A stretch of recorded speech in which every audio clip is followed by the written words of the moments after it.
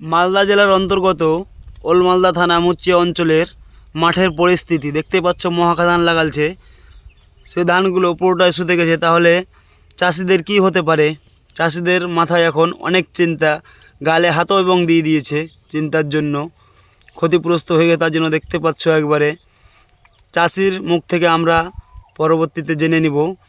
মানে চাষি আমার কাছে এখন উপস্থিত নাই, তার জন্য পরে জেনে নিব কি চাষি বলছে।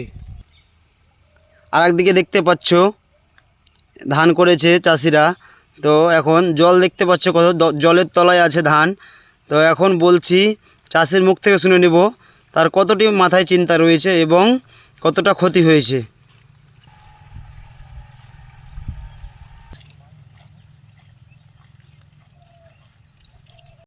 আর এক গৃহস্থের ধান দেখাচ্ছি, দেখে নাও।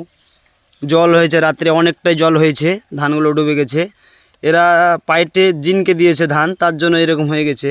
তো যা হোক, কপালে যেটা সেটা হবেই। কিন্তু বলছি যে এই ধান ক্ষতি হয়েছে, তো কি করা যায়? আমরা অনেক চাষিরাই মানে আতঙ্কিত হয়ে আছি যে কি করব, এত টাকা ক্ষতি হয়ে গেল। তো এটা কি সরকার কোনো কিছু সাহায্য দিবে না কি করবে? এটা আমরা সরাসরি একটা জেনে নিব।